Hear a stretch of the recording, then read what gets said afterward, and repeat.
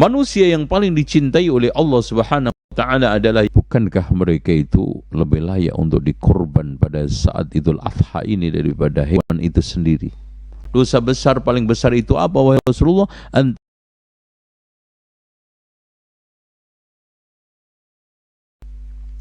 Faqultu, kata Imam Ibnul Jauzi, subhanallah, innallaha akramul akramin.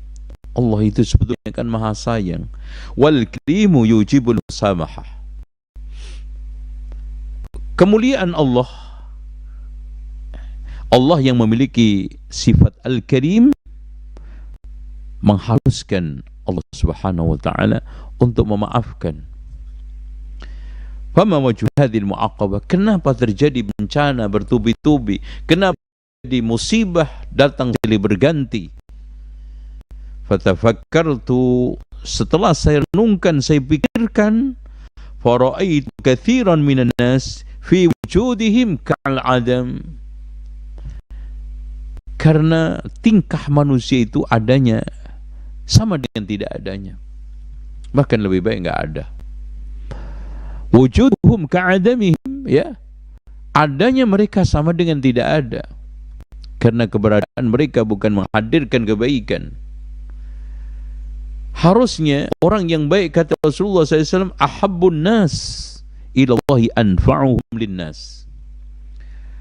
Manusia yang paling dicintai oleh Allah Subhanahu wa taala adalah yang paling bermanfaat untuk manusia, kan gitu? Wa ahabbul a'mali ilallahi sururun tudkhiluhu ala muslim.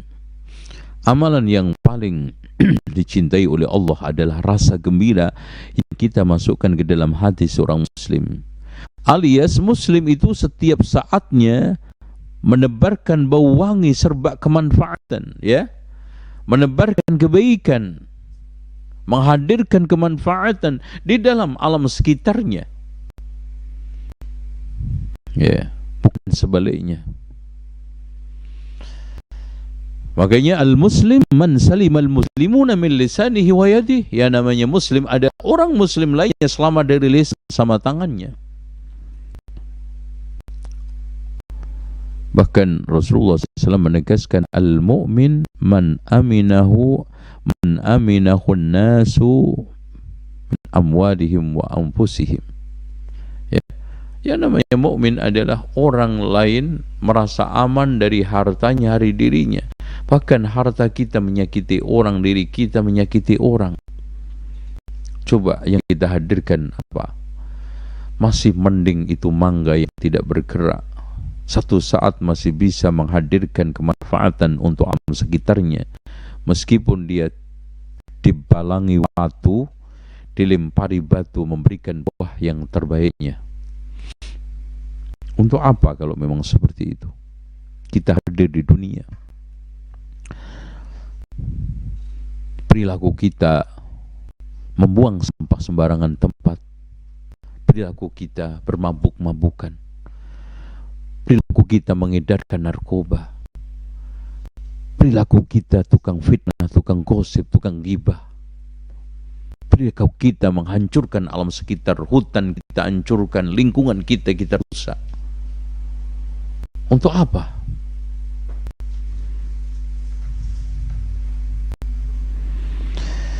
Nasallallahu al-afiyah. Fara'aitu, makanya walaqad dara'na li jahannam katsiran minal jinni wal ins. Telah aku giring banyak dari kalangan jin dan manusia ke neraka Jahannam. Kenapa? Lahum qulubun la yafqahuna biha. Mereka memiliki hati tapi tidak digunakan untuk memahaminya. Lahum a'yunun la yubsiruna biha. Mereka memiliki mata tapi tidak digunakan untuk merenung. Walahum adhanun la yasma'una biha. Mereka memiliki telinga tetapi tidak digunakan untuk mendengarkan, sehingga menumbuhkan pendengaran itu keimanan yang kuat, ketakwaan yang mengakar. Malah sebaliknya, kata Allah, ulaika kal an'ami bal hum adhal. Bahkan mereka itu hewan ternak. Jadi siapa saja yang tidak memfungsikan hatinya untuk merenungkan sesuatu yang melahirkan pikiran yang benar, ucapan yang benar, tindakan yang benar. Matanya tidak digunakan untuk melihat sesuatu yang akhirnya melahirkan satu kebaikan, kebenaran juga. Bahkan telinganya digunakan untuk mendengarkan sesuatu yang manfaat, sehingga melahirkan cara berpikir yang baik, berucap yang baik, dan bertindak yang baik. Sebagaimana amanah firman Allah, ya ayyuhalladzina amanu taqullaha wa qulu qawlan sadida, maka itu mereka hewan ternak, bahkan balhum adall. Kalau memang begini, bukankah mereka itu lebih layak untuk dikorban pada saat Idul Adha ini daripada hewan itu sendiri? Bahkan mungkin tidak layak karena mungkin lebih buruk nasibnya, lebih buruk tingkah lakunya.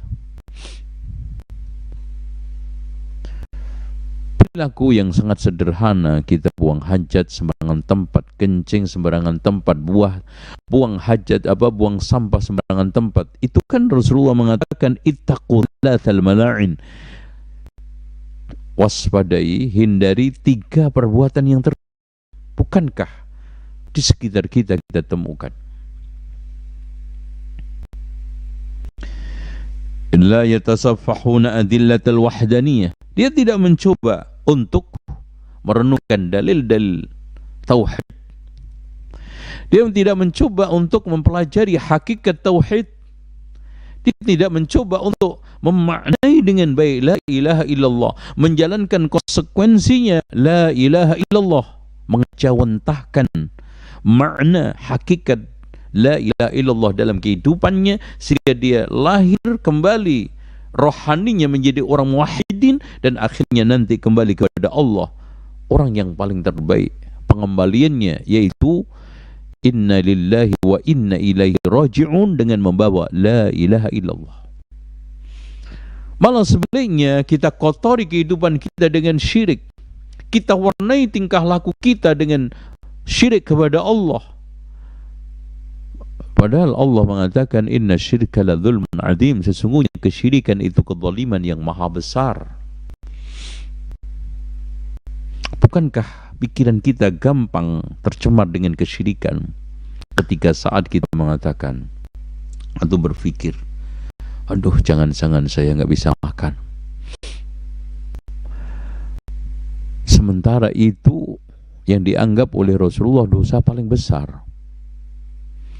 Makanya Rasulullah sallallahu alaihi wasallam ketika ditanya ayu dzambin a'zam ya Rasulullah, dosa besar paling besar itu apa wahai Rasulullah? Antaj'ala lillahi niddan wa huwa khalaq.